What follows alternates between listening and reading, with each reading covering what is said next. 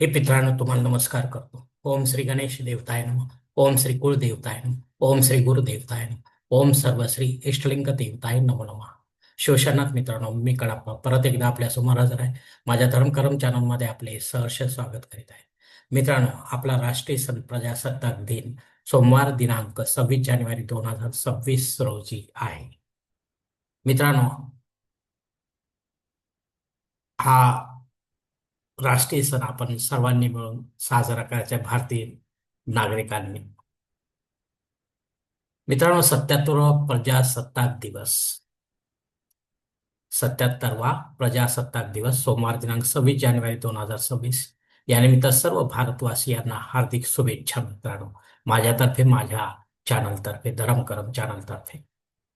मित्रांनो, आपल्या भारत देशाला स्वातंत्र्य मिळवून देणारे राष्ट्रपिता महात्मा गांधीजींना आम्हा भारतीयांतर्फे कोटी कोटी प्रणाम. मित्रांनो, पंडित जवाहरलाल नेहरू, डॉक्टर राजेंद्र प्रसाद, डॉक्टर बाबासाहेब आंबेडकर या त्रिमूर्तींना शतशत प्रणाम. मित्रांनो, तर यांचे योगदान सर्वात जास्त आहे या दिनानिमित्त.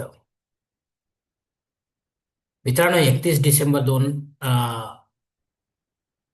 1929 रोजी मध्यरात्री लाहोरजवळ रावी नदीच्या काठी भारतीय राष्ट्रीय काँग्रेस अध्यक्ष पंडित जवाहरलाल नेहरू यांनी अशोक चक्रांकित तिरंगा ध्वज फडकावून पूर्ण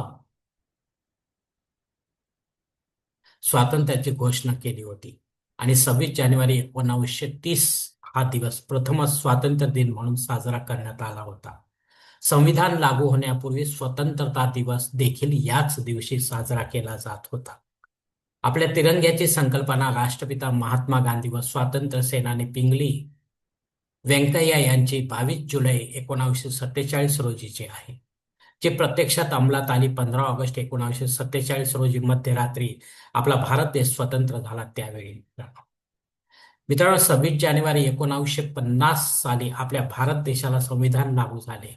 लोकांनी लोकांसाठी चालवलेले राज्य खरे अर्थाने सुरू झाले.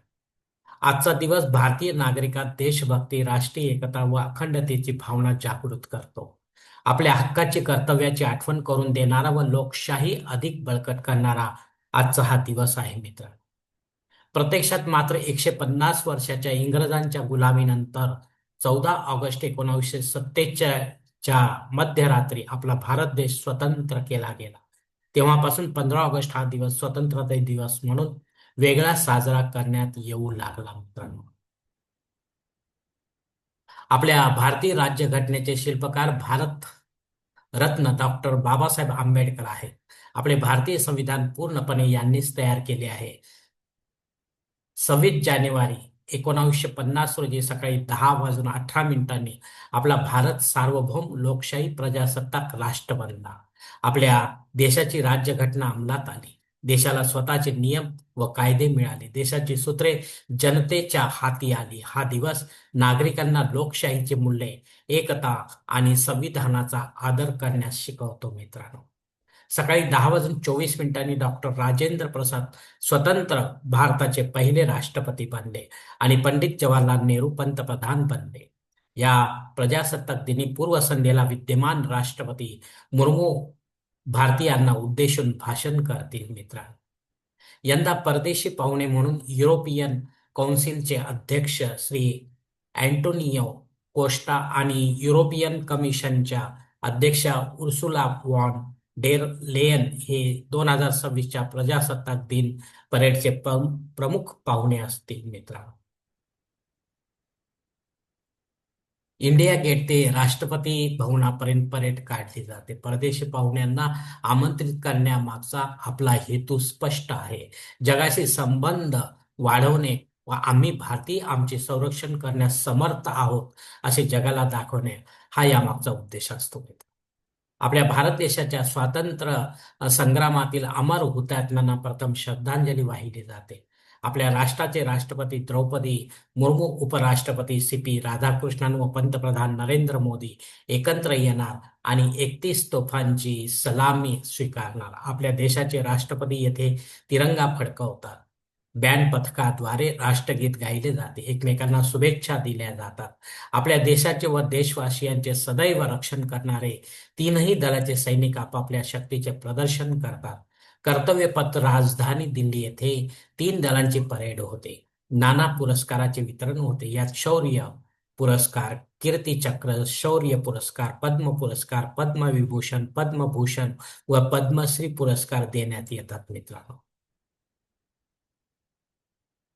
आपल्या देशात सर्व 28 राज्य व 8 केंद्रशासित प्रदेश आहेत. यांच्या मार्फत भारताच्या सांस्कृतिक, सामाजिक व धार्मिक संस्कृतीचे प्रदर्शन केले जाते. भारतात 26 जानेवारी रोजी सर्व शासकीय, निमशासकीय व सार्वजनिक इमारतीवर, किल्ल्यांवर तसेच जिल्ह्यांमध्ये ऐतिहासिक महत्त्वाच्या ठिकाणी राष्ट्रध्वज फडकवला जातो. राष्ट्रध्वजाला वंदन करताना राष्ट्रगीत म्हणण्यात येते अथवा वाजविण्यात येते. सर्वत्र वंदे मातरम व देशभक्तीपर गीते गायली जातात. लहान मुलांना काही गोड खाऊ वाटण्यात येतो. अनेक लहान मोठ्या स्पर्धांचे आयोजन केले जाते. बक्षिसांचे वाटप केले जाते मित्रांनो. आपणही अमर हुतात्म्यांचे स्मरण करा. त्यांच्यापासून देशभक्तीची प्रेरणा घ्या. पारतंत्र्यातून आपण मुक्त झालो खरे, पण त्यांचे संस्कार आम्ही घेतलेत का? अजूनही आम्ही आपल्यापैकीच कोणाच्या तरी दबावाखाली सतत वावरत आहोत. लोकशाही असून देखील आम्ही पारतंत्र्य जीवन जगत आहोत असे वाटते. तरी देखील आपल्या राष्ट्राच्या ऐक्यासाठी, अखंडतेसाठी सदैव तत्पर राहायचे आहे. प्रत्येक राष्ट्रीय कार्यक्रमात आपण सर्वांनी उत्साहाने, हिरिरीने भाग घ्यायचा आहे. कारण कारण आपणच असतो आपल्या जीवनाचे शिल्पकार. धन्यवाद मित्रांनो. आजचा हा प्रजासत्ताक दिनानिमित्तचा व्हिडिओ मी याच ठिकाणी संपवत आहे. आपण जर माझ्या मताशी सहमत असाल तर कृपया माझे धर्म करम चॅनल सबस्क्राईब करा, लाईक करा, आपले कुटुंब व मित्रपरिवारासह शेअर करा.